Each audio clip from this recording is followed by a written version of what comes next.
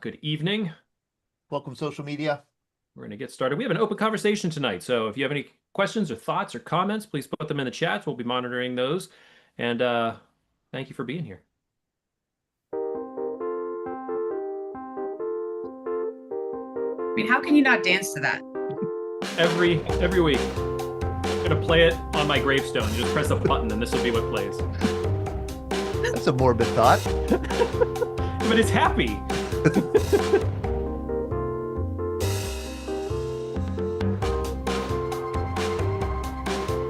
evening. Good evening, one and all, young and old. Good evening, everybody. You go ahead, Sean. You were going to do the good Oh, evening. I just was saying good evening, but yes, it's so great to see you all here this evening for our VBC Live open conversation. Thank you all for joining us on what is another snowy night in Pittsburgh. Boy, I'm tired of it, but it's nice to have the warmth of friendship to brighten my day here. It's great to see you all. Tonight's an open conversation, and we got Beth, we have Todd, we have a room full of our favorite people here to bring up some wonderful conversations. We have some different topics that we were going to chat about. I know Don Nemchek, you sent us something. Jim sent us something. John Kramer's already raising his hand, so I mean we're off to the races, and we haven't even said anything about Veterans Breakfast Club yet. I'll ask you to unmute, John, because you got something that you need to talk about. Y'all can hear me now? We can hear you. All right. I'm coming to you today from beautiful Fayetteville, North Carolina. Rub it in, John. Or as we called it when I used to deploy here to the 82nd Airborne, Vietnam, for obvious purposes. But I'm here visiting my buddy Keith. Me and Keith kind of had a similar brief career in the Air Force. We went into basic training about the same time, different flights. However, we were both selected after completion of basic training to go to Vietnamese language school, where we were roommates throughout the entire Vietnamese training. However, when we finished training in Vietnamese language school, the war was kind of winding down, and we were then sent to photo interpretation training in Lowry Air Force Base, Colorado. We were, again, roommates for the entire course. After graduation from the photo interpretation school, Keith went on to Offutt Air Force Base, Nebraska. I went down to Cannon Air Force Base, New Mexico. And a few months later, Keith was the best man in my wedding. And then about 3 years after that, I was the best man in Keith's wedding. And then for some reason, we kind of lost contact with each other for about 40 years. And then one day I get a phone call, and it's Keith saying he tracked me down. So now we get together at least once or twice a year to talk about old times. That is so great. What's the matter with you, John, that you lost track of him for 40 years? I That's don't on know. you. Well, I kind of lose track of a lot of things anymore, but back in those days, I didn't. And so I come down to visit Keith, and I will pass on to all the Army grunts down here the VBC magazine, because we're going to go to Fort Bragg here in a couple of days. And Keith, why do you live in Fayetteville? Is it related to your military service? No, just ended up here. Never intended to. I had been living in Florida, got sick of Florida, and didn't want to go too far north. I can't stand the snow, and so I ended up in Fayetteville. And I've been here almost 20 years. Now, when you went to language school, was that Monterey, California, or was it a different school? No, we went to we went to beautiful Biggsfield, Fort Bliss, Texas, Defense Language School Southwest. So did they had now there's only one defense language school, correct? I assume that's the only one in Monterey. Yeah, I think that's the only one. So back then, though, there was this other one at Fort Bliss. Yeah. And how long were you in that school? We got there in, I think 36 weeks. Wow. yeah, we was about 9 months. Yeah. How fluent are you meant to be after those 36 weeks? Marginal. Yeah. Okay. Because of it being such a tonal language, we were basically trained in military terms. Let's put it that way. And when you got together, do you guys speak Vietnamese? You should. You got to be kidding. We barely speak English.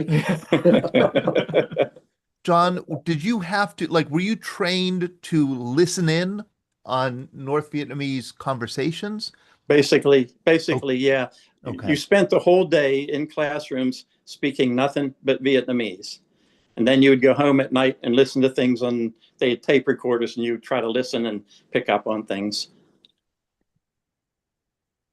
That sounds really tough. Yeah. But the neat thing about it is we've been friends now, and for 50 years, and we get together now since, I don't know how Keith tracked me down.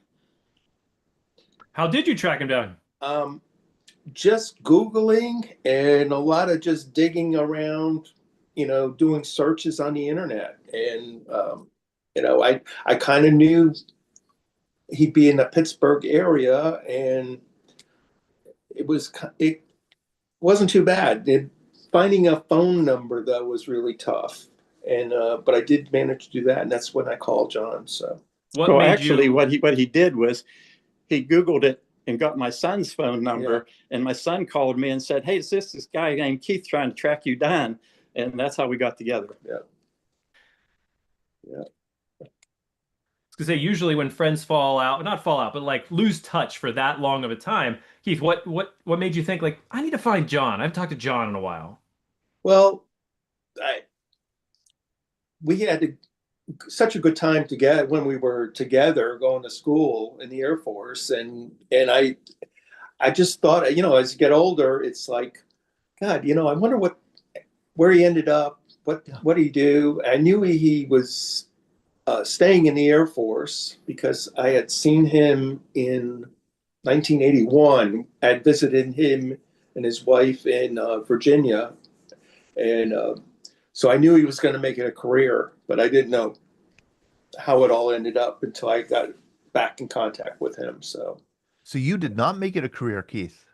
No, I got out after 4 years, and it's like I was telling John, I says, kind of stupid, you're 21, 22 years old, you're really stupid, and you make a lot of dumb mistakes. Yeah. So, How great.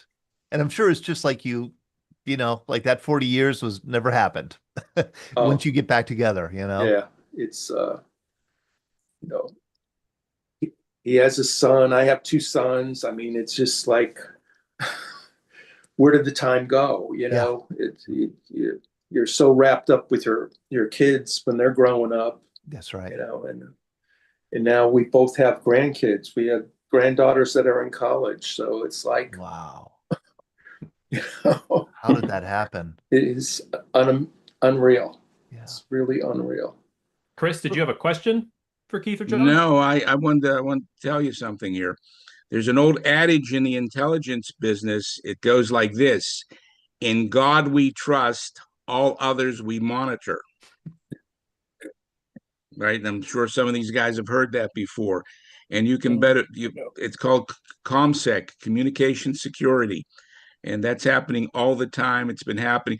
When I came back from active duty in 1977, I was telling my friends, if you don't want somebody to know something, whatever you do, don't write it down. Do not put it in and that was before we had all these electronic devices where everybody is bearing their soul. I said, if you just don't want somebody to know something, just don't having to do with telephones, don't say those things over the phone, because you never know. And I want to point something out in current events here. The reason the Secretary of Defense or the Joint Chiefs or whoever gets up there and says with certainty that, no, this is what it is, this is what it is, that's what it is because they are listening to every single bit of communications they can possibly squeeze out of the other side there. And that's how they're able to say that with certainty. That's Let me ask you, Chris, in your view, in your opinion, and I'd be interested to hear what other people think. Is it easier to keep a secret today than it was 40 or 50 years ago, or is it more difficult? Much more difficult. I would think so. There are too many outlets, too much media, and too much opportunity for somebody to forget that they can be heard, and look how you can retrieve things so easily. What I don't understand, nobody's explained it to me yet, is how sailors or any military person is able to have a cell phone on their person while being on duty or in a military zone or on board a vessel and this and that. I don't understand how they're coping with that. I it's not been explained to me how you get away with that. And Chris, I know that there were on again, off again cell phone rules in different branches of the military. I'm imagining, I mean, a lot of those prohibitions against cell phones had to have been lifted in the past few years. But I also imagine there's got to be times where you have to put it in a secure bag or whatever.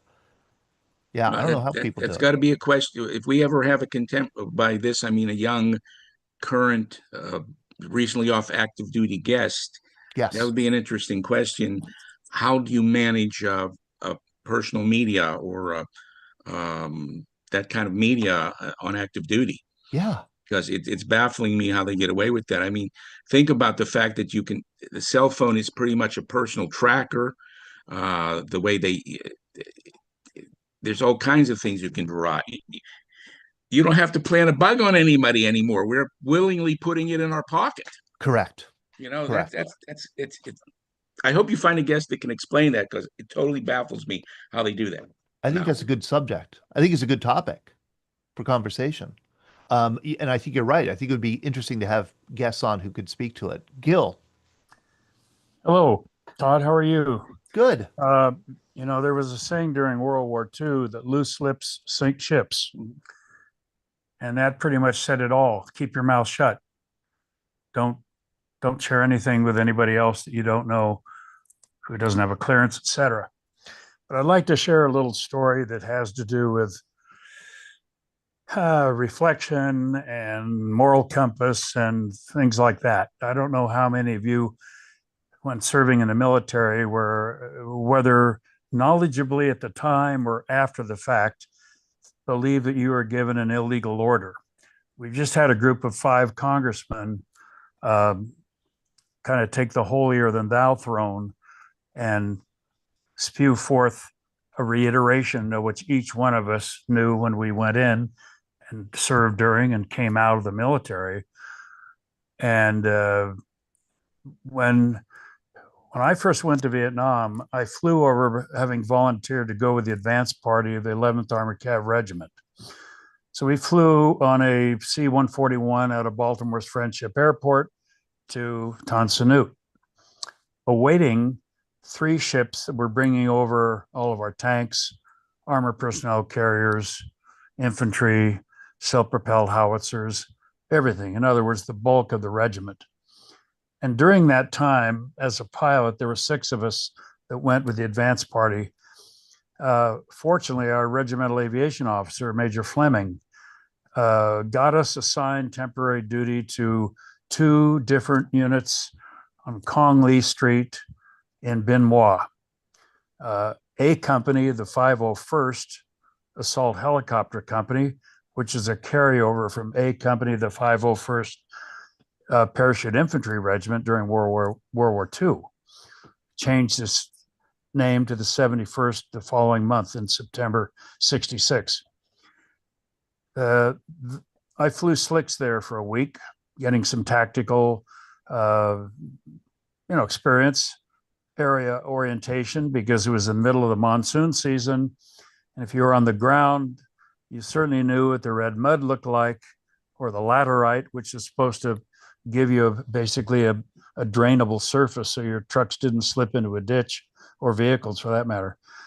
And then the second week, I flew gunships with the 118th Air Mobile Light. Both of them were side by side in villas on Kong Lee Street in Bien Hoa.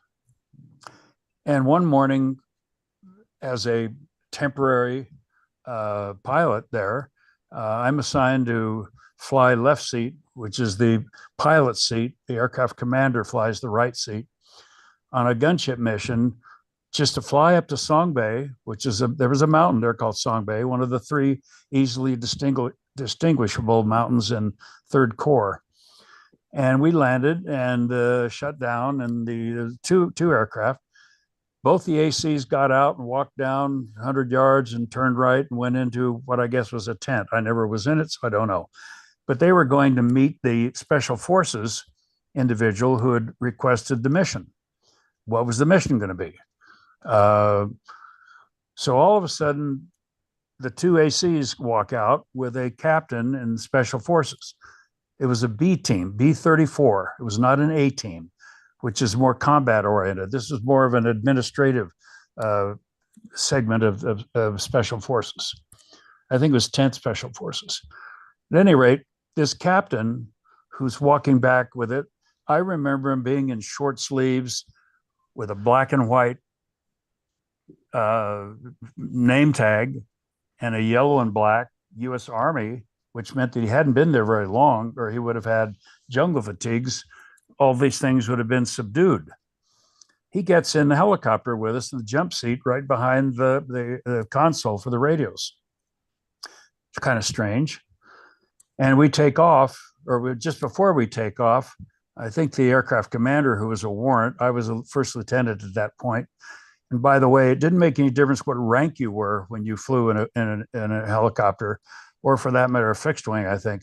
It's the person who had the most time in country and the most experience who had been given the position of aircraft commander. So the question was asked, what's the mission today? He said, well, there's a Vietnamese family living, a Montagnard family, actually, people who lived in the mountains, didn't trust the French, the Chinese, the Vietnamese, or the Americans at the beginning of the war. Eventually they did, though. And you're going to kill them. And I thought to myself, did I hear right?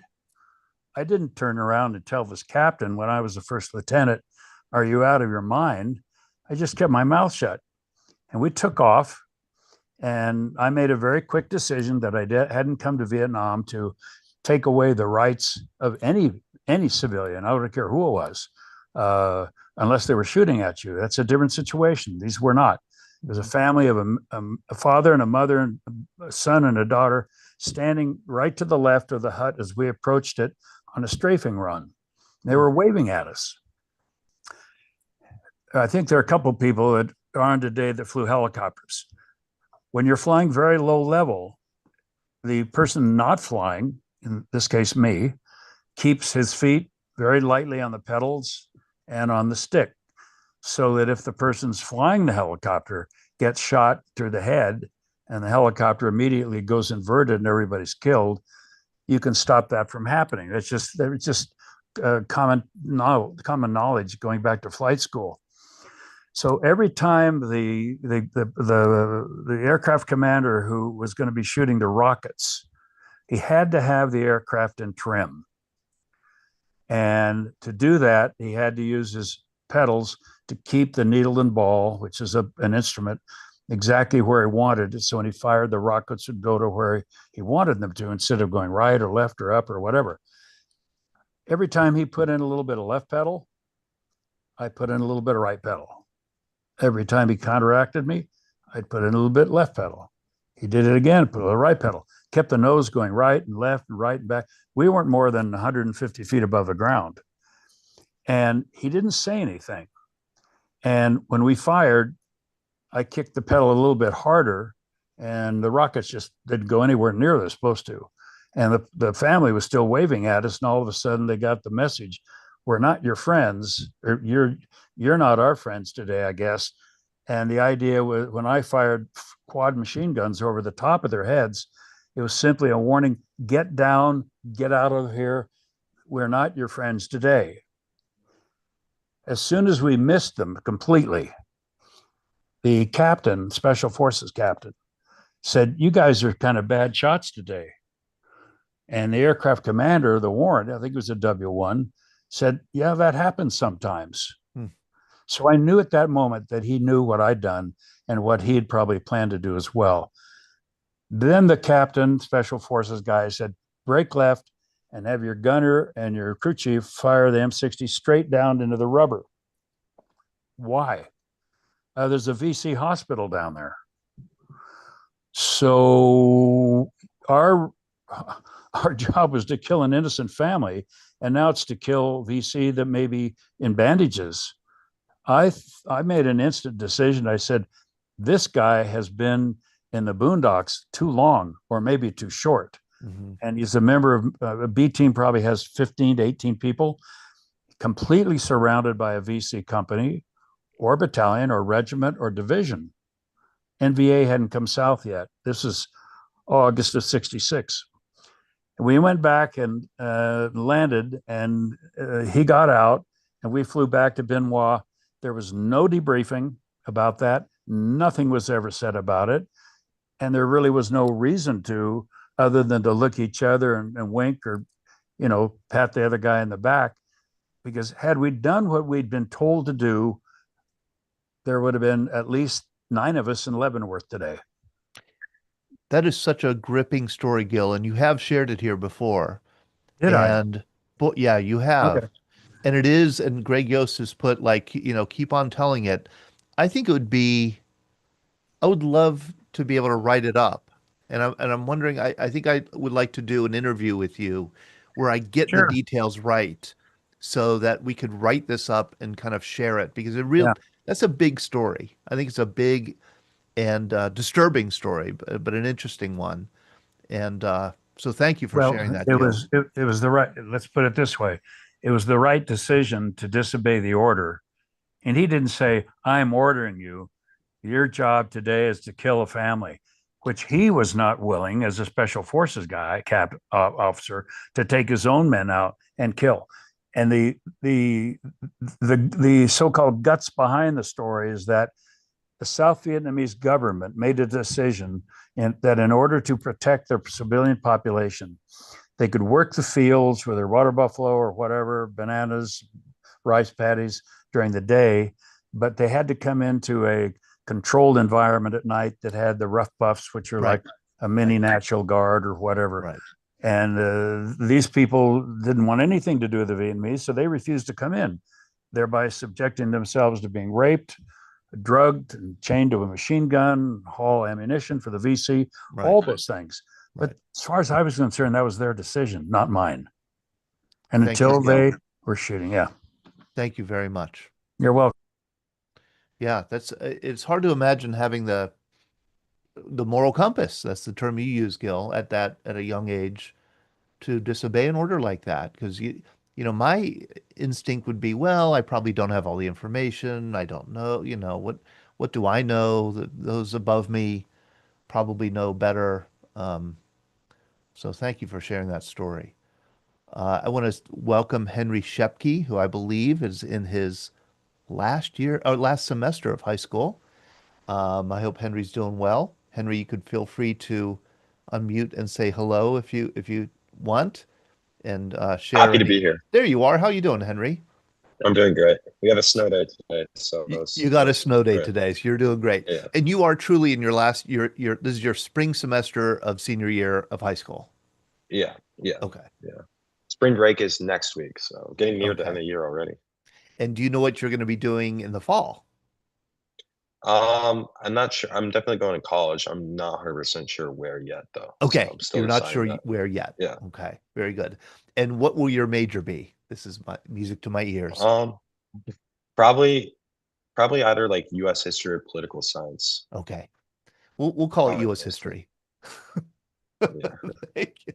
That's great. Henry, it's so wonderful that you join us, all these older people having these conversations that are so fascinating and important. And I think it's important that you join us, because we do get the sense, as we're having these conversations, that somebody in the younger generation is listening and will carry these stories with them. So thank you for being that carrier, Henry. I appreciate that.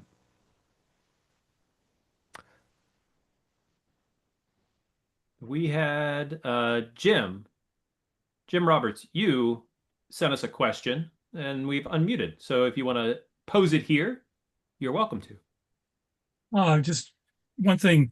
the previous mention of Song Bay, the mountain's name was Nui Ba Ra. There was Nui Ba Ra, not which was, I believe, White Virgin Mountain. That translates. I was there. I was there in '71, and so by that time, Special Forces had gone home and we replaced them. What was curious to me is in reading some things that come in, like your magazine, other things I get from veterans, things like that. Every now and then, people mention what they wrote home, and a lot of what I've read said people were writing about the tactical situation they were in, and I've always wondered how much veterans of any war, Vietnam or what more recent wars, how much did they tell their families, their wives, and how much did they leave out? How much untruth there was in the mails they sent home, and how truthful was it? Because I know what I did, but I have no idea what anyone else ever wrote. What did you do, Jim? Well, I can honestly say I never lied in any of the mail I wrote, except a lie by omission.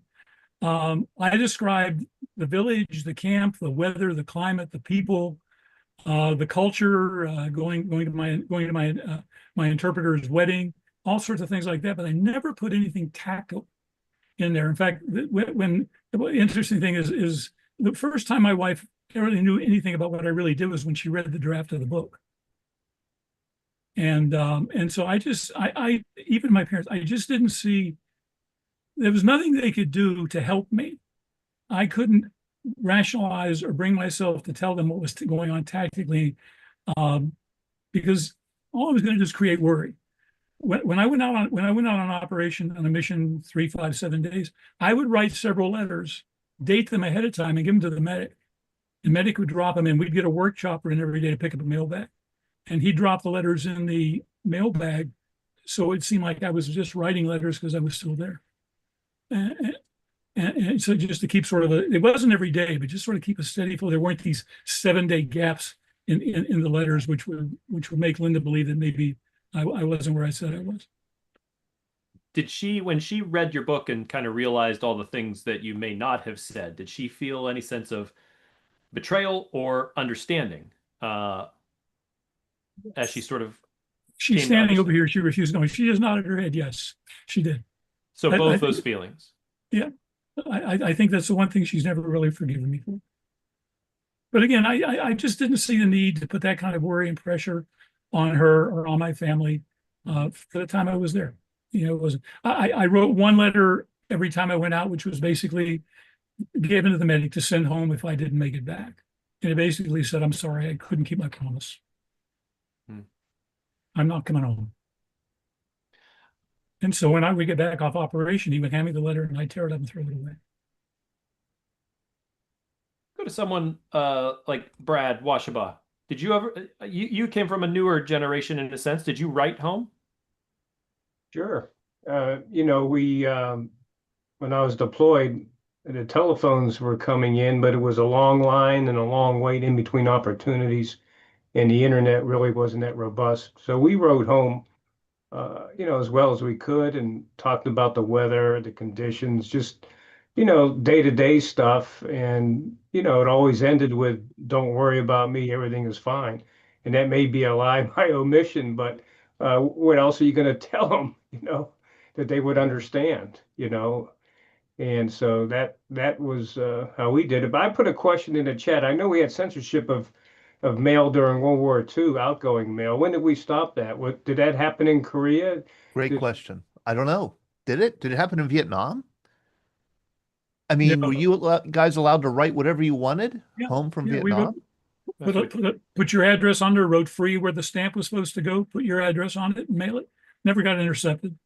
I mean, I sent undeveloped film home, and I'm sure there's some pictures in there that aren't strictly legal. I'm sure. Nars Khalifa is a Korean War veteran. Let me start with Nars. Nars, first of all, Nars, hello, good to see you. Yes. Did you write home much from Korea? Wrote home from Korea. Yes, I wrote home regularly. Yeah. Were those letters censored at all? I don't think so. maybe I don't recall that they were. Yeah, and I don't recall either. Maybe it depended upon where you were assigned. Right. If you were in a sensitive location. Yes. Did you, when you wrote home, what did you say? Did you talk about the food is great, the weather is fine, the people are wonderful, and That's just ordinary stuff every day. I mean, there wasn't much to write about where I was. yeah. Mark Spirdigliosi, here we'll get the answer here. Mark Spirdigliosi, I'm looking out my window right now, and it is big, heavy snow here in I Western hate to PA. say this, Todd, but it's 92 degrees here. And we are about to hit the highest temperature ever in Surprise, Arizona this month in March. It's going to go to 100. My last 6 weeks in Vietnam were spent at APO 96490. For a short period of time, I'd come back from Camp Zama, Japan after being wounded, and they didn't want to put me into the field again, so I got to spend some time in the post office. I can say uncategorically that the letters went directly into a mail sack that was locked and taken to Tan Son Nhut or whichever air base and flown directly out. So nothing was censored while it was in Vietnam, as far as I knew. Of course, my top secret clearance probably expired by then. So, but yeah, that was what I think happened at that point. And Todd, get that young guy that works with you to shovel the snow. Yeah, that's a good idea, Mark. I Sean, you're the take young double. guy. I take double. Beth Russell. So you're saying, and you know your stuff because you're a military records researcher, they stopped censoring letters after World War II?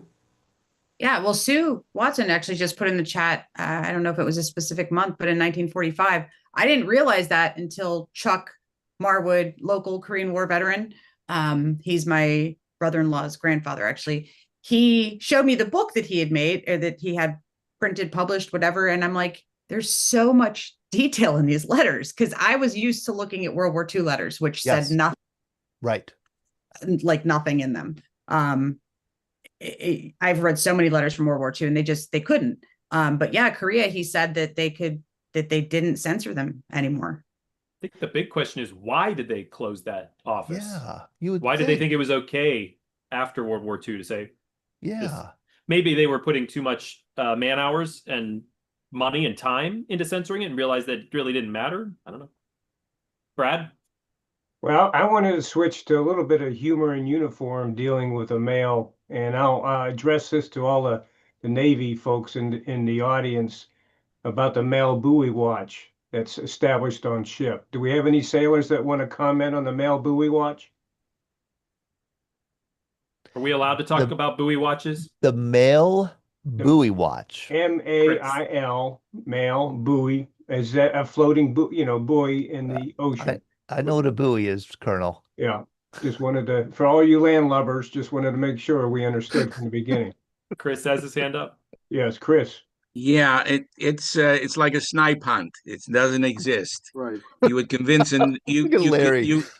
You would convince a rookie that that's how we got the mail, that we would be passing by a buoy and we had to snag it or something like that and snag the bags off of there. And that's how we got our mail at sea, despite the helicopters would drop it on the fantail and stuff like that.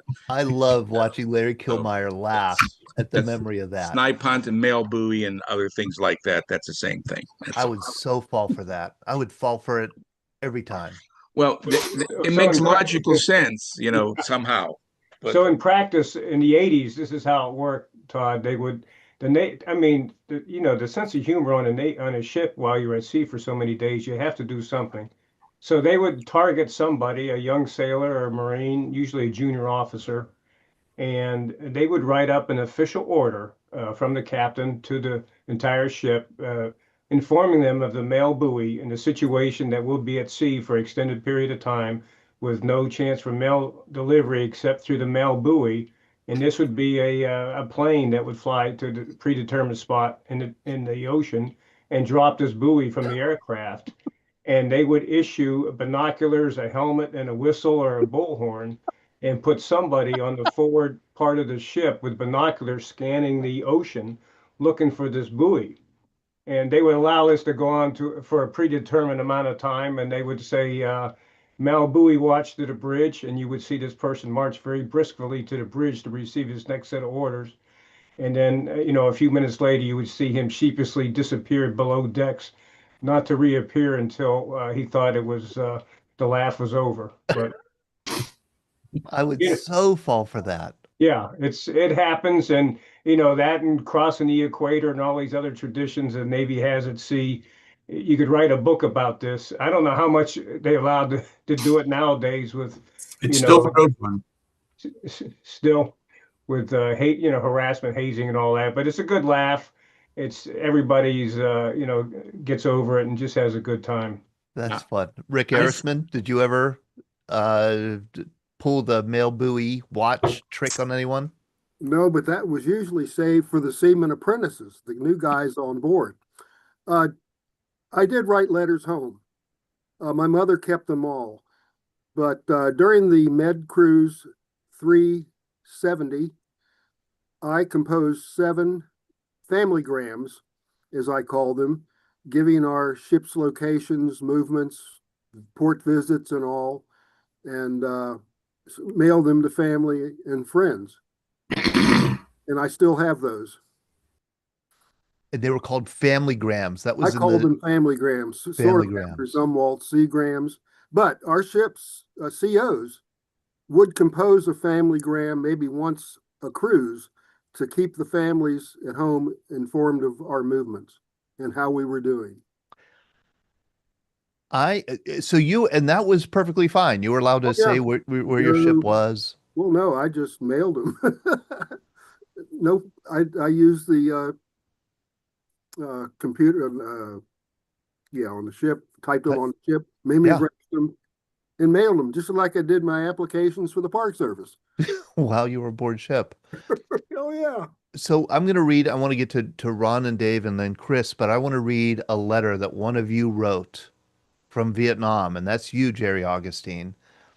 Jerry received a letter from a 7th grader at St. Patrick's or some other school, Catholic school, I think.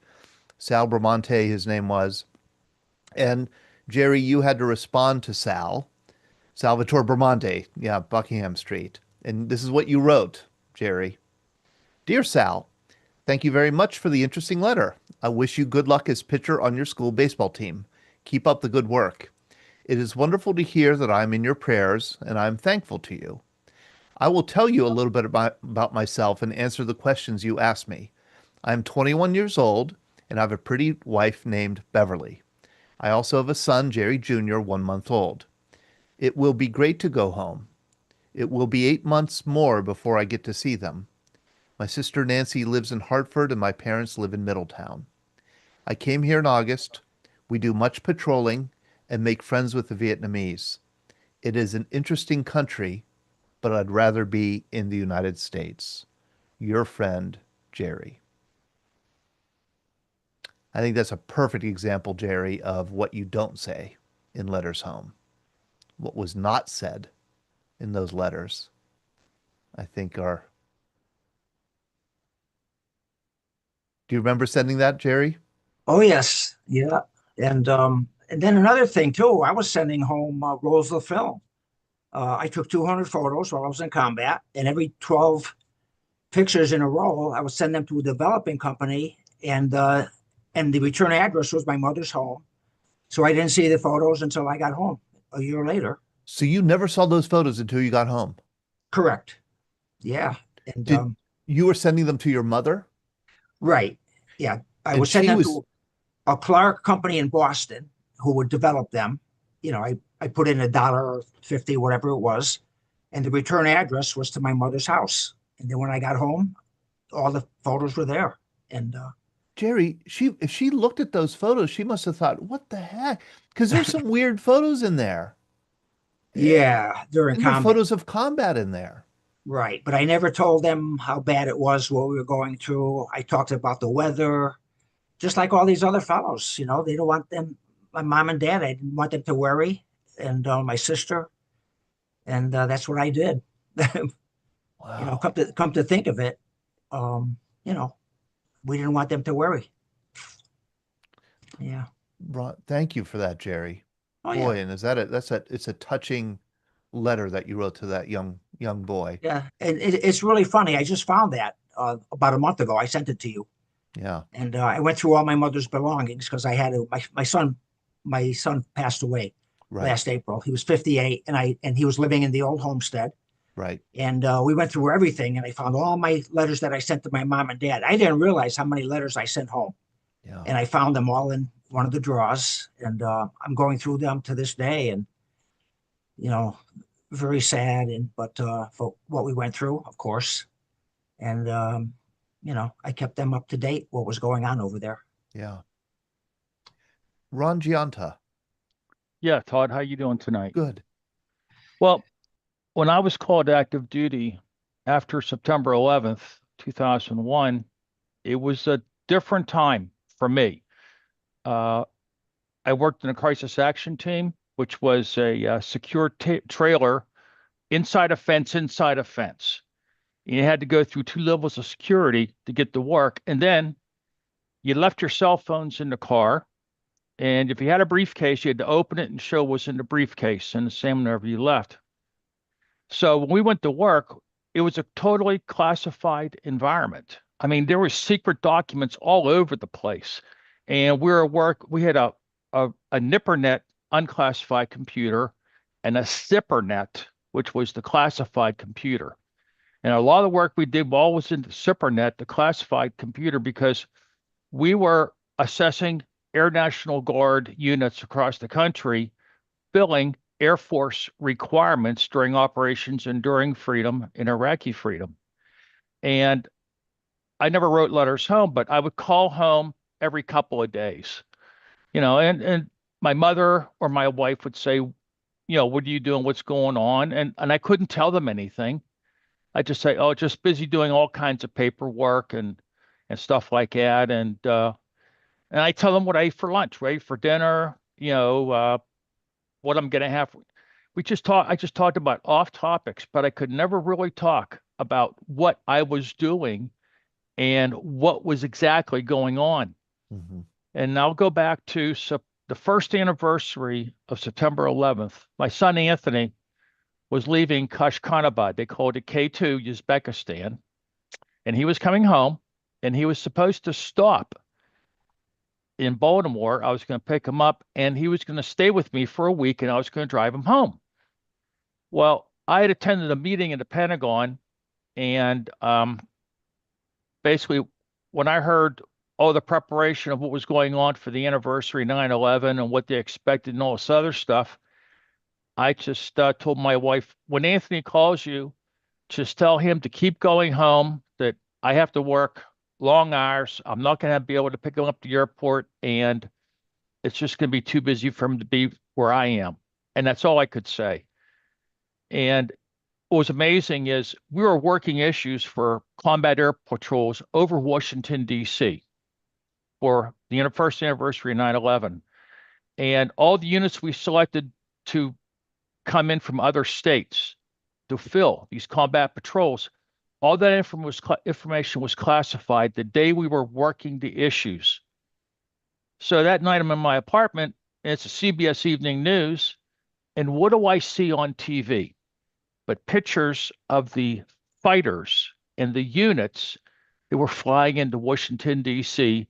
to provide the combat air patrols over D.C. And I'm thinking, my God, I mean, I thought this stuff was all secret. And here I am. I'm seeing it on the CBS Evening News. But I did my share. I kept my mouth shut, and I talked about anything and everything other than what I was doing the entire time I was on active duty, because you don't know who's listening on the phone lines, and You don't know. And also there's people out there that listen for keywords, and then you're in trouble. Ron, you and I see Mike Gasparetto's with us. You're closer to the, younger generation of veterans than many of us here. What are young airmen taught about, not giving away secrets, not talking too much, cell phone security? I mean, I can't imagine how you police a cell phone nowadays in the military. Well, back then we left our cell phones in the car. Okay. And we weren't allowed to have them where we worked. But every year, every airman and officer has to undergo what we call ancillary training. And that has to do with OPSEC, Operation Security, and COMSEC, Communication Security. And we have to go, each topic takes about 30 minutes, but we're taught about how bits and pieces of information are gathered by our opposing forces or locations, and they piece complete missions together, and we're counseled on an annual basis about how we talk about things. Yeah. And different levels of security, confidential, secret, top secret, or for official use only or official eyes only. And we teach in the Air Force everybody who's enlisted or an officer all about these topics on an annual basis. And they have to be certified as receiving that annual training and reminded on an annual basis what their responsibilities are. Yeah. Is that right, Chris? Yeah, he said yes. So that's how we prevent it. But also, you look over your shoulder, you listen. If you hear something, then you have to say something. If you hear somebody talking about something, you pull them aside. That's a responsibility we all have to each other. And go ahead. Yeah, I mean, I'm just thinking of the 2,300 Marines who are headed to the Persian Gulf now, right now. You would imagine that some of those kids, younger people, might say, "Hey, I hear we're going to be doing this," in a letter or email or text to their family. But I'm sure it's been drilled into them. No, you don't say operational security. Right. You don't say where Don't you're say going anything. or who you're going with or the size of your unit Right. or how you're going to get there.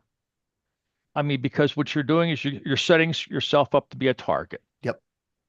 Dave. So I'm going to take us back in time all the way back to the beginning of the program when Chris Parolo was asking the question about having a cell phone. Yeah.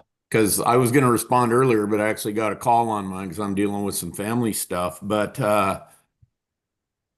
take you through the progression here in the 21st century, because that's, when I served was, my first deployment, we had phones that we could use, in our facility, and we had email. So you could email all you want. So letters have kind of gone by the wayside, actually. I did write when I was in Afghanistan. My wife requested that I write some letters home. So I have six letters that I wrote home. Email all you want. But the first one there in Kuwait, which is where that picture behind me was taken, by the way. Great picture. Two 15-minute phone calls a week. And the guys over in the comm squadron, if you went 1 second over 15 minutes, they hung you up. Yeah. So now in Afghanistan, same thing. So do you remember the difference between an air base and an airfield, Todd? I asked you this once. I forgot that, Dave. So an air base is Air Force and an airfield is Army, right? Okay. So now it's 2010 and I am on Bagram Airfield in Afghanistan. So again, the same thing, two 15-minute phone calls home, all the email you want, except when the base got attacked and they shut down all communications because they didn't want us talking to home and family and, putting any information out there. Yep. Plus we use radios. So, if you were going to call me, you would refer to me as personnel Seaver and I would refer to you as personnel Di Pastino. You didn't give rank. You didn't give first names. There was ComSec involved. And then fast forward to, when I was in Qatar in 21 and everybody had a cell phone, right? So, I did go. I actually went to the the JTOC, the Joint Tactical Operations Center, where I actually was doing a briefing. It was a medical briefing for the personnel there. And as soon as you step right inside the door, they have boxes where you have to leave all electronics. Nothing goes inside any further than that into that building. Yeah. So you have to do that. But you know, these are with internet. This is my movie theater. Mm-hmm. I can do email on here. I can call home on here. You know, it's all one thing. But back to what Ron was talking about real quick, I just have to tell you this one. When I was in Kuwait, one evening before we went to work, the headquarters building was right across the street from the facility I worked in, and we had to go over there and get this top secret pinky swear briefing, right? So it's the same thing. All electronics have to stay outside. They cannot go into the room where you're getting this briefing. So the gist of this briefing was that the bad guys in Iraq were breaking into the water treatment plants and stealing chlorine canisters to make chlorine bombs, because chlorine gas is basically a chemical weapon. And what they were doing as medical people was letting us know we could potentially anticipate inhalation injuries. Mm-hmm. Okay. So the dining facility, there were TVs, and by order of the wing commander, it was either sports or Fox News. So 3 days later, we're in the DFAC, we're watching Fox News, and guess what one of the lead stories was? The bad guys in Iraq are breaking into the water treatment plants and stealing chlorine canisters to make chlorine bombs. That's how long that top secret briefing lasted. Yes. Wow. That's how Yeah, quickly it it's escaped. crazy.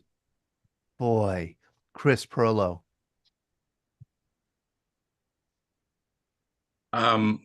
Going back to the idea that if you've got a clearance or you're in a position like that, no matter which service you're in, you have a responsibility to watch.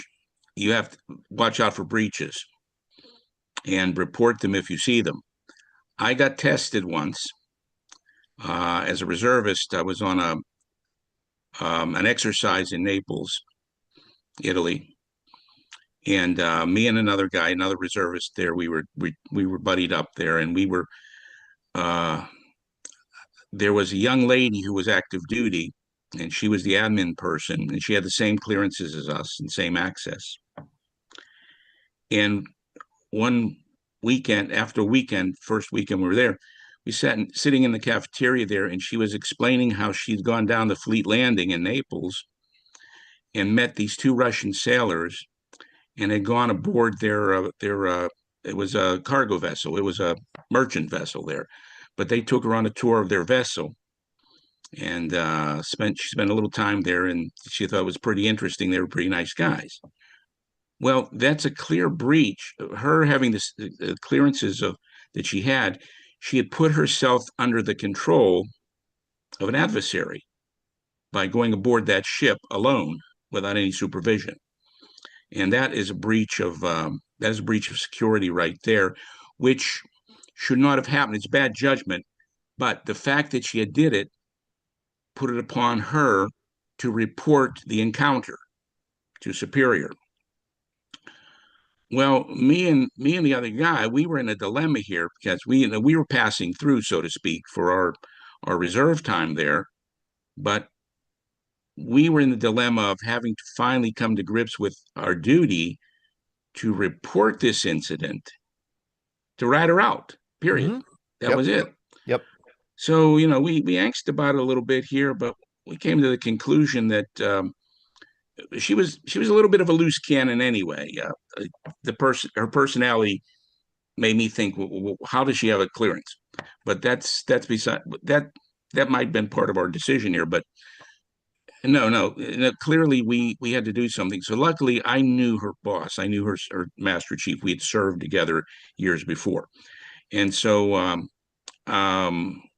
we went in and we approached him and we explained the conversation, and we felt that he should at least broach the subject with her and get her to tell him the story. because we think it was appropriate for her to be alone on a Soviet vessel with these sailors, whether they were military or not. So he acted accordingly to whatever his protocol was. She wasn't removed, or whatever the punishment or the letter of reprimand or whatever the protocol was. We stayed out of that. Yeah. But I remember the angst of having to report an active duty person who had bad judgment about this event here, but we just couldn't walk away from that. It was what we were supposed to do in that case. You heard it and you had to report it. Right. And it's a painful thing to do. Right. At the best, it was bad judgment. At the worst, God knows what they talked about on the ship. Yeah. Right. Larry Kilmeyer, and then I want to go to Al. Al Smith has an interesting question. Larry. Two things real quick at the beginning when the two gentlemen found each other after 40 years. When we got our first home computer, I tracked down a guy that I worked with every day in Vietnam. And it was kind of interesting because I probably sent out 10 to 20 handwritten letters because the last name was Jones, but it was going to Powell, Wyoming. And finally, one of his aunts or somebody sent my letter to him. He was now in Montana. So we've been able to keep in touch over the years now. But that you bought a series of discs, white pages. And that's how I went to Wyoming, and you kept scrolling down through, you find Powell, Wyoming, then you find, even in a little town, Powell, Wyoming, you got 25 Joneses. So you called a lot of Joneses. I didn't call them. I wrote you letters. Wrote them letters. Wrote letters to track him down. Because like I said, we worked together every day for the first 6 months that I was there. The other thing I wanted to share was they were talking about how you write home and you don't tell the folks what's going on. And I'm blessed. I had a very good tour in Vietnam, and I just told my parents the same old boring stuff that everybody tells, until my parents sent me a Pittsburgh Press article and told me to quit telling lies. Now, you know that both my parents were Marines in World War II. And I'm sure both of your parents were Marines in World War II. Father. And they sent me the Pittsburgh Press article that said sappers came through our front gate and blew up parts of the base, and we had people die. But I didn't tell my parents that. Oh, everything's fine, we're good here, day in and day out, letter after letter, meals, etc. And that was so caught up with my little white lies caught up with me when caught up with they you. Sent me the Pittsburgh Press article, Naval Air Facility, Cameron Bay, sappers came through the gate, etc., etc. Had some splaining to do. Yeah, right. So, yeah, that's just my two. Tracking somebody down after you've been gone for a long time, and then that we all did it. I mean, anybody that's been in the service, it's I don't even care if you're on a Mediterranean cruise, you probably still have to tell the little white lies. Yeah. Yeah, that's it. Thank you, Todd. Well, as Jim Roberts said, what else are you going to tell them? They can't help, No. Oh, one more thing, real quick. I used not so much the photographs, but I had Super 8 video, and I did the exact same thing. I sent them to Kodak. Kodak sent them to my parents, so they could see that I was okay. Unfortunately, most of those Super 8s are dry rotted now. Oh. Some of it was saved. With my friend Rich Hearn and I putting it on a VHS. And then later, after Rich passed away, his oldest son came across the VHS and did a little mini DVD type of that VHS. So not all of it's gone. Some of it is still survived. Yeah, that's how I sent my stuff home. No, there's no sound. It's like a silent movie. There's no sound. Larry, it would be so cool to show some of that at a breakfast sometime. I'll keep it in mind. If you want to bring it, bring it to a breakfast. It'd be wonderful. Hello, right. Chief. How are you? Evening, everybody. How are you? Good. How are you? Awesome, thanks. Hey, I just wanted to add, I got on a little late, but when I got on, you were talking about the mail buoy. Well, when I was at Hahn Air Base in Germany from 83 to 87, and a new troop would show up, we would send them for two things, and not necessarily at the same time. We would send them for prop wash. Well, we only had F-16s, so no props. But we would send them for the prop wash, and they'd leave our storage section, and we'd call to the next shop and to the next shop to pre-plan it, and they'd be gone pretty much all day. And then the other thing was same scenario, but 50 feet of flight line. We'd send them off for 50 feet of flight line, and they just come back all frazzled. They can't get it. Everyone was real nice. They were very helpful, but they came back empty-handed. So that's the fun we had in Germany during the Cold War. Once again, Mike, I would fall for that in a second. Oh my God. It was a lot of fun. That is funny. That's wonderful. Al Smith, you asked or you posed, or I want you to pose a question that you brought up to me here in the chat, that I think is a poignant one. Yeah, regarding letters home from anyone who's served in a combat area, I was curious, did any of you, if you lost someone in your unit, did you ever send a letter home of condolence? Because I've always been told, whether it's be in combat or everyday life, if the son or daughter is away from home and they're killed, car accident, whatever, the parents always wanted to know how their son or daughter was up until the time they passed away. They just, it's a natural instinct. They wanted to know how they died and if they were in pain or whatever. So did anyone ever send to a family of someone in your unit who was killed in action? And did you ever get a response back and set up a relationship with that family? Al, you served in Vietnam as an officer. You never had to write a letter like that? I did. It was kind of sad, although it turned out to be okay. There was someone in my platoon right after Ted who was killed, and I waited like 7 days, and I sent a letter to the family. I wanted them to feel that their son, hadn't died in vain. I said, yeah, what a great guy he was in my platoon. I wished everyone would be like him. We'd have the greatest army, whatever. Well, next thing my company commander called me in a week later and said, there's a congressional investigation on you. And my first thought was, you gotta be kidding me. I've been here for 6 months. Apparently the letter got to the parents before the bereavement or the notification, the two officers got there. Oh boy, Al. And I mean, I felt like, I just felt terrible. I felt terrible.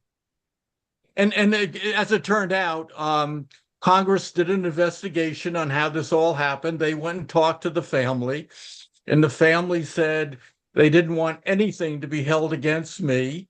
Because, matter of fact, they liked the letter so much they hung it over his casket at the funeral. And then I got a letter from Congress saying that all charges have been dropped. But I did end up, when I got home, I did end up tracking where the parents lived in Ohio.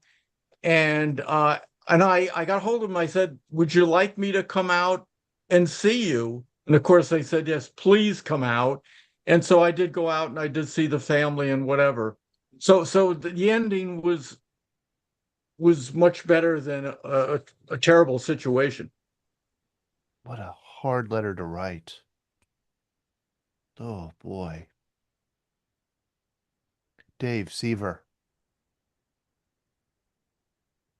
That's a hard act to follow, but I'm going to take you back to our previous conversation with Chris, and these little fun devices and where they do get you in trouble. Because I put a picture in the chat.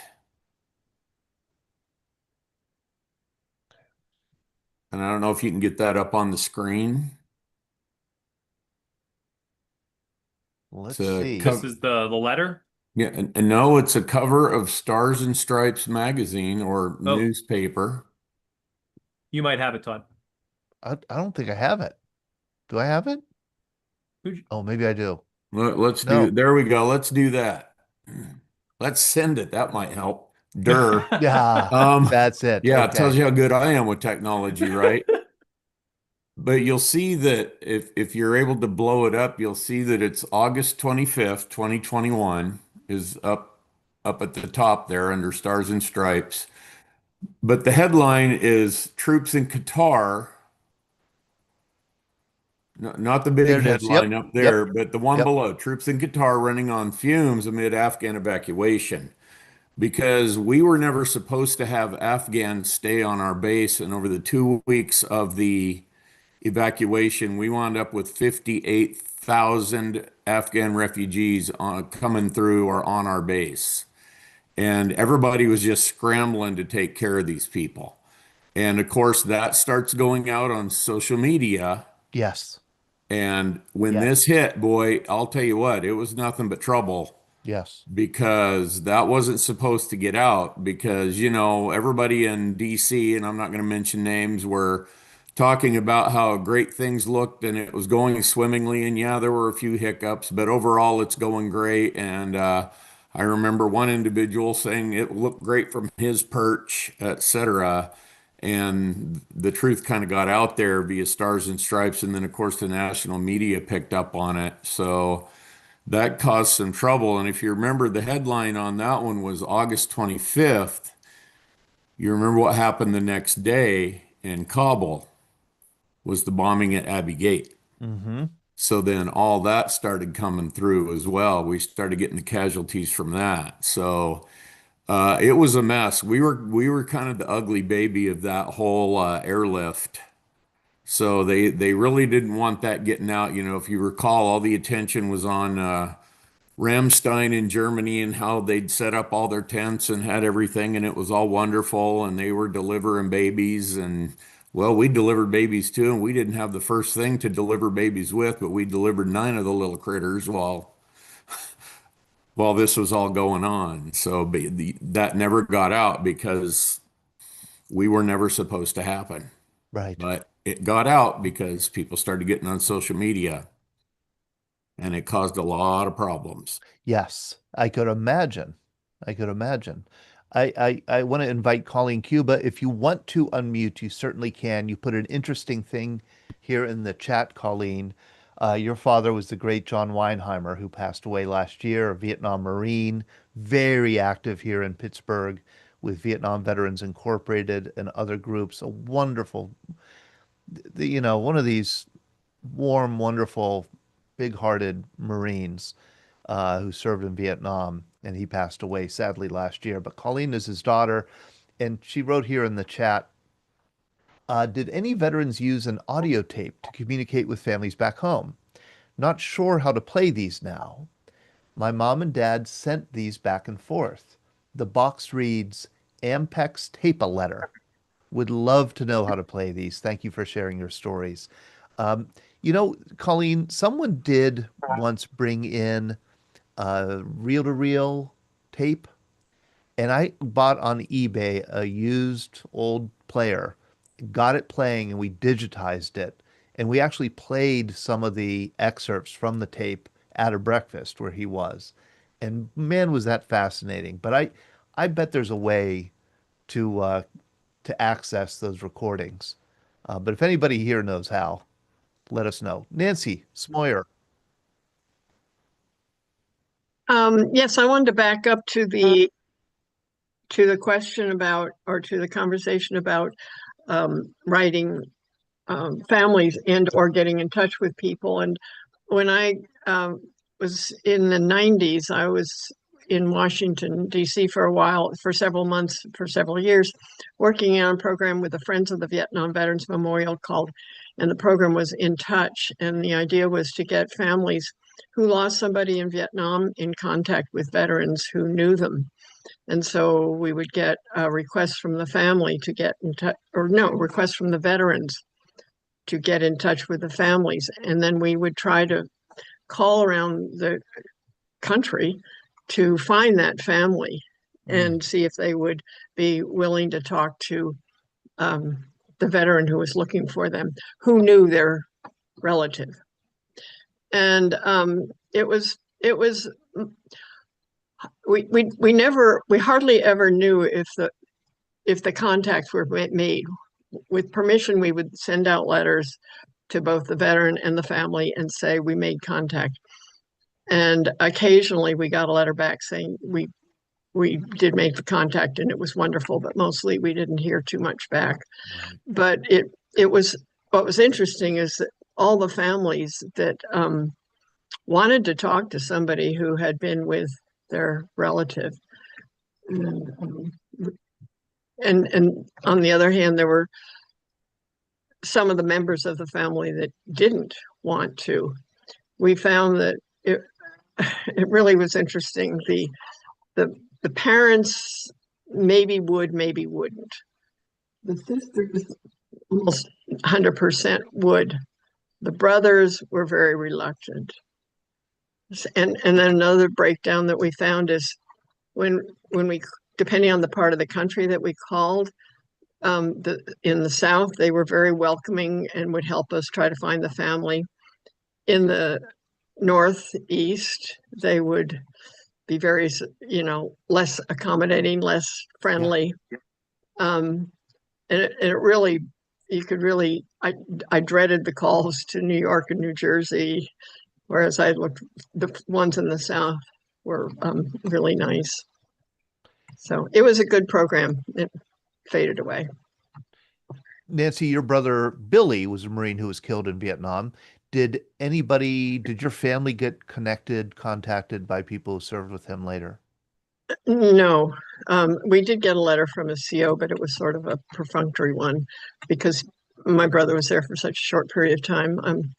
But yeah. I did go to one of the reunions and talk to some of the people there. But again, he was a lieutenant and it was Marines, but I did talk actually at some length with the corpsman who was with him when he was killed.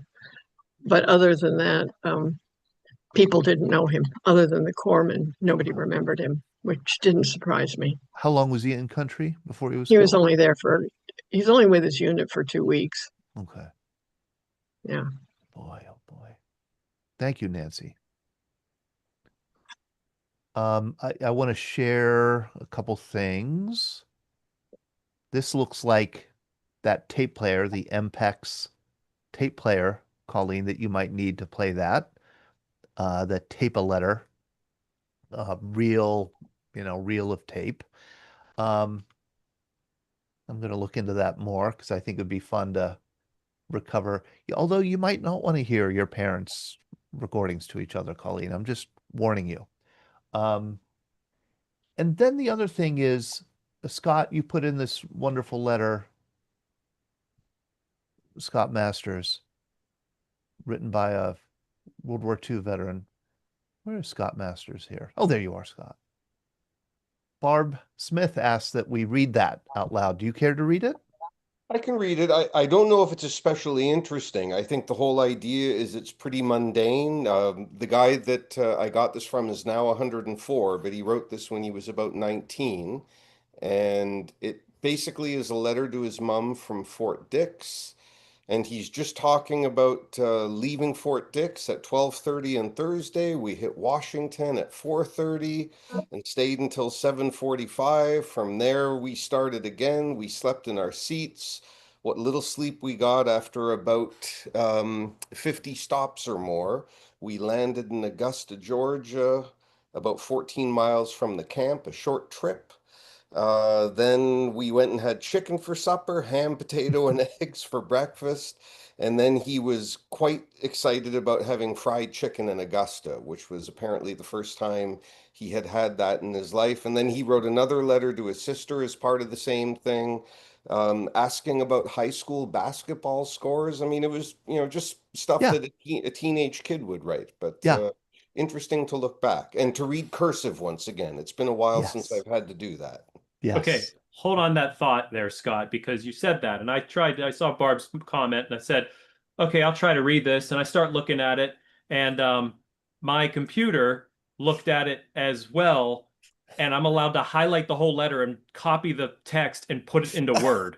And my mouth dropped. It didn't work very well.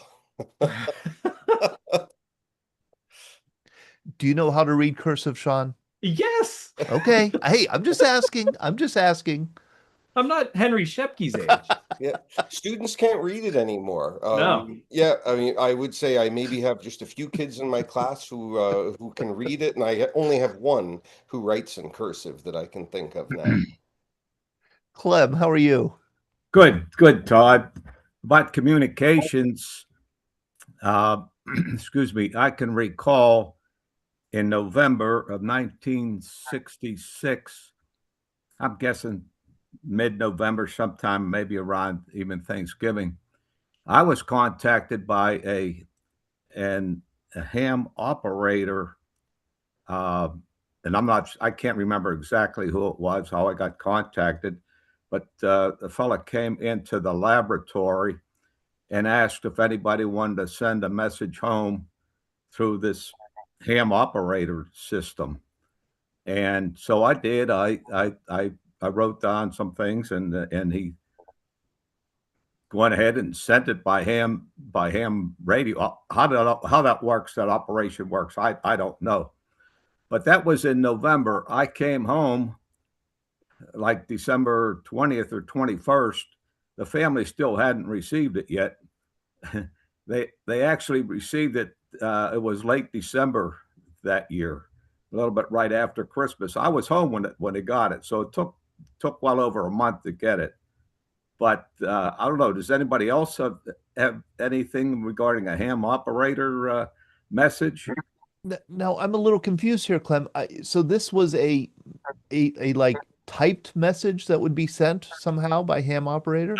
I guess I gave them a handwritten message, and I don't know how the communications works. I'm guessing it was the old ham operator system. I don't know if there's even still a ham operator system in existence nowadays, but back then they did, and I assume it went from one ham operator in Vietnam to somebody else, and it just went on and on.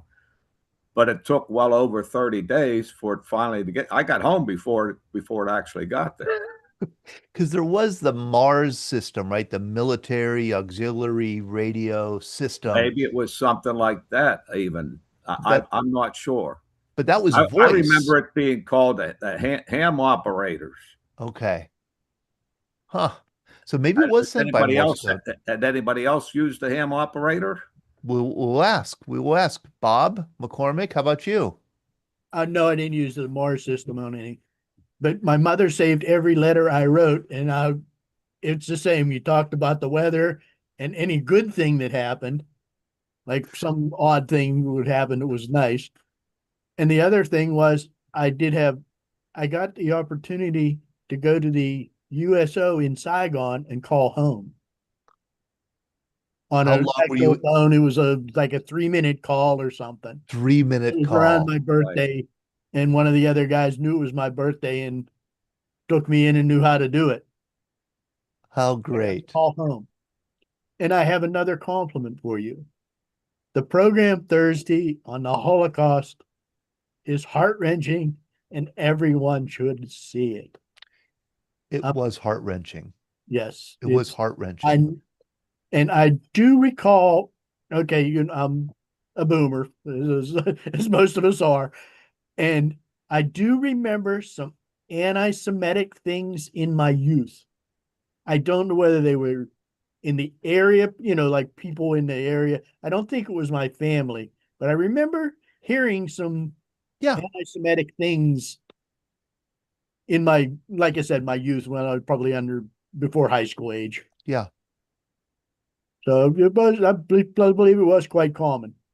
It was quite common, and it's still common. There's still some, yeah. I think we found out, Sean, that we had that live stream going, and it was streaming on YouTube, just like this conversation is streaming right now on YouTube. We knew that there was a chance that this stream might encounter a problem, just because it had Holocaust in the title. And sure enough, I think there were some comments that were put in the chat as the program was going, and YouTube cut it off. Sean, I think you've restored the program. Yes, we're luckily able to record not only here, but Facebook or restream different ways. And I was able to restore that. So if anybody's looking for that video, it is on our channel in almost its entirety. There was a slight cut in the middle of the program, but it's also on YouTube if anyone's looking to watch it. I watched it today. I watched the rest of it today, and there was 2 little interruptions. The best, but I'd say it. Right. But it was just very short. Right. I'll put the link in the chat for everyone. Thank you. Bob Von Bargen, it is so good to see you. I hope you're feeling okay, and I'm going to be seeing you in New Jersey on Saturday. Yes, indeed. We're looking forward to you coming, and like to talk with you on the phone sometime this week to go over what you anticipate in the program and see anything I can do to augment that. Yes, it'll be our first breakfast of 2026, and it'll be in Bordentown, New Jersey, at the Town and Country Diner, courtesy of the Armed Forces Heritage Museum that Bob is an officer in, and it's always a wonderful group there. That's good. Regarding the call, I did it once out of Goose Bay, Labrador, and it worked fine. It's the Amateur Radio Relay League, and there was a ham operator at Goose, and he contacted a ham operator in New Jersey, and that operator called my wife, and it was one of these things where you say what you wanted to say, and then you had to say over, and then the other person said over, and then somebody was all confused, and then it was all upside down, and I never used it again. Oh, it's so crazy. That Mars system. Yeah, here's how it would work. If you were in Vietnam or Goose Bay, you would call. These were all volunteer ham operators across the world, but especially in North America. And it would be relayed. You'd call from Vietnam to Pittsburgh, say, and it might be relayed 3 or 4 times or 5 times. And it would be each person would repeat what was said and then say over. And so, you'd say, "I love you, honey," over. And that would be repeated 4 times. And then it would come, "I love you too, honey," over. It would come back. Yeah, absolutely crazy. All right. Jim.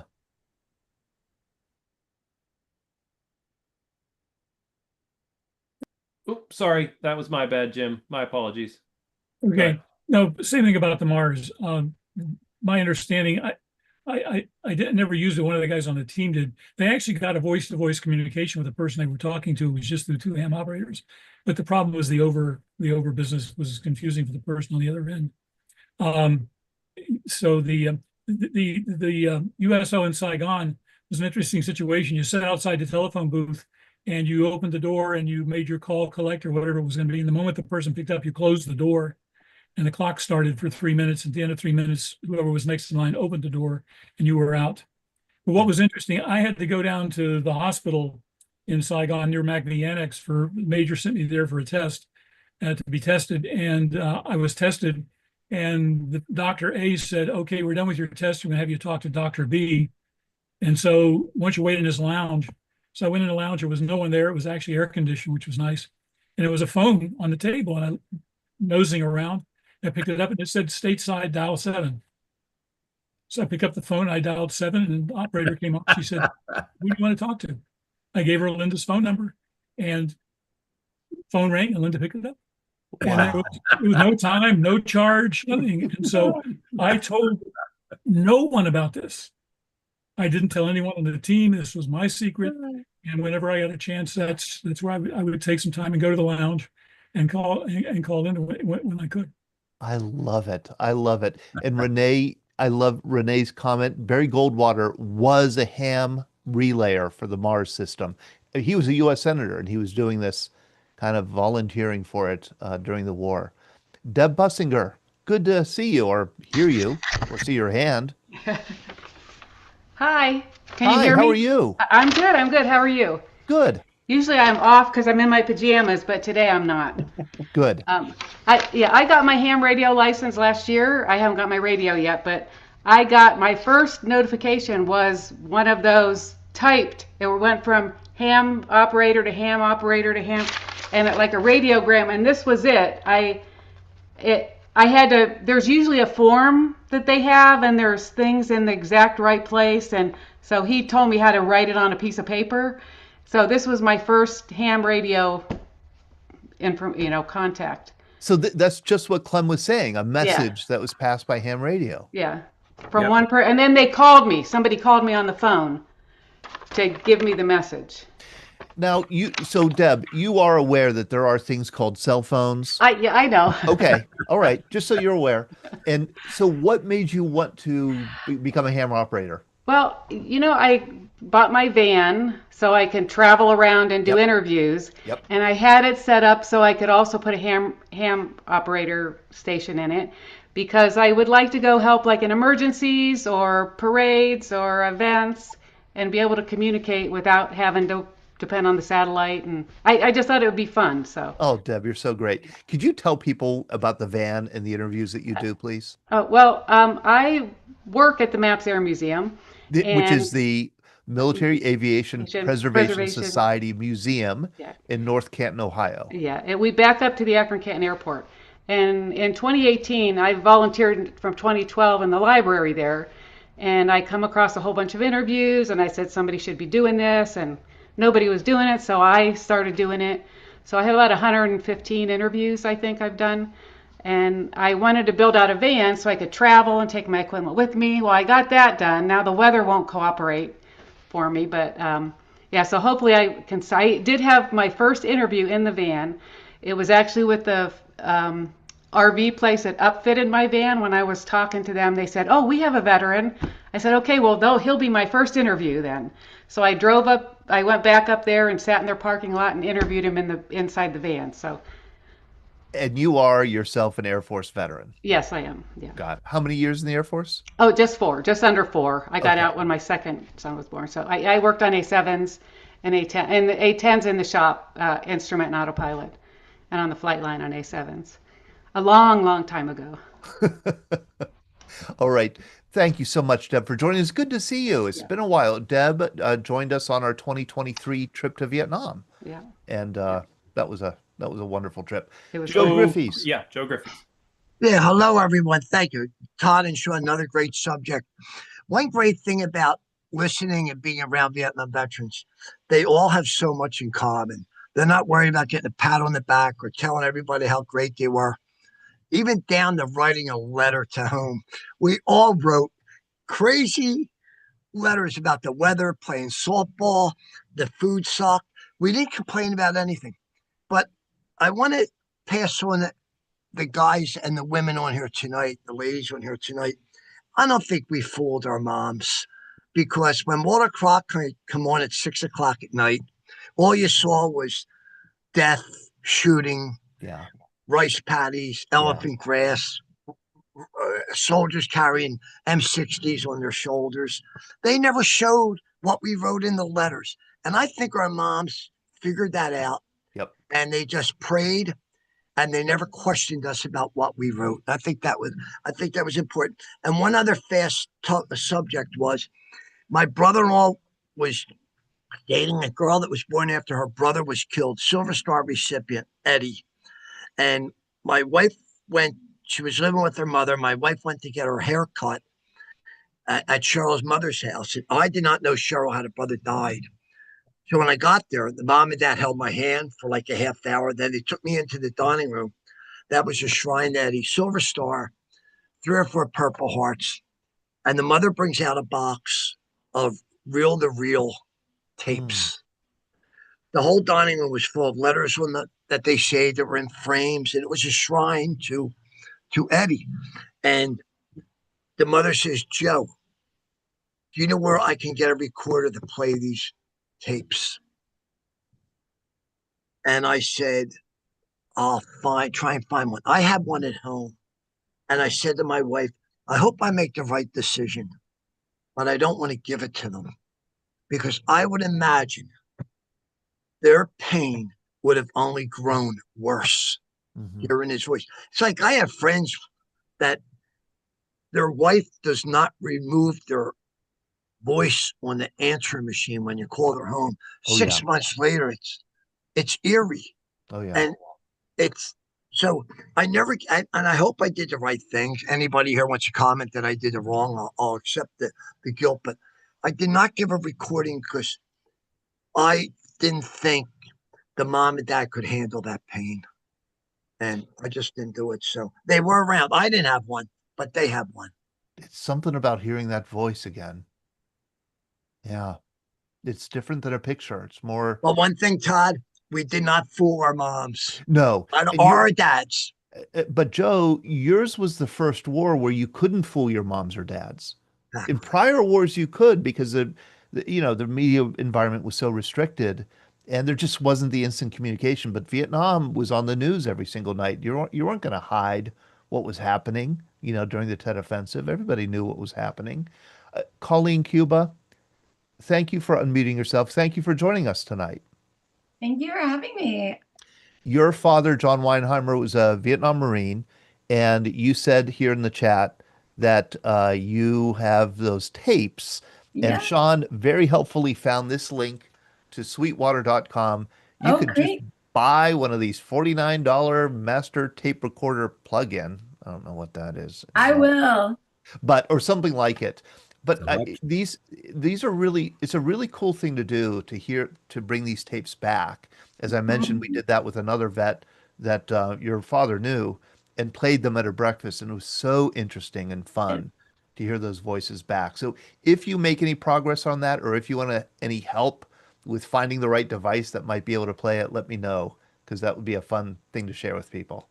I will. And my sister was born, so I think they were mostly talking for her to talk on the tapes, and then he would record and send it back. And I guess somebody in his platoon had the recorder to play it. So when he got, because I have them all here with the address, and but I haven't tried. So as long as they're preserved, okay. And I'll keep you posted. What they would often do is tape over the same tape, unfortunately. And so it might be, like just one conversation, but who knows? Maybe if you have multiple. Yeah, I have like 8 of them. So I have. Oh, okay, great. I have a whole bunch. That's wonderful. That would be great. Thank you, Thank Colleen. you.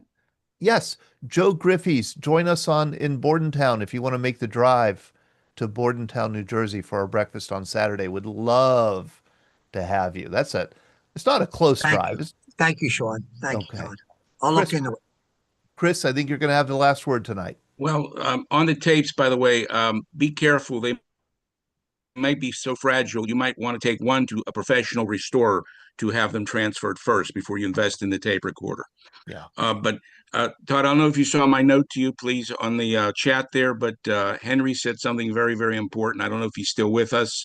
I know we're running out of time, but he made a very important comment there. I would hope he would elaborate on. Yeah, it's a big conversation.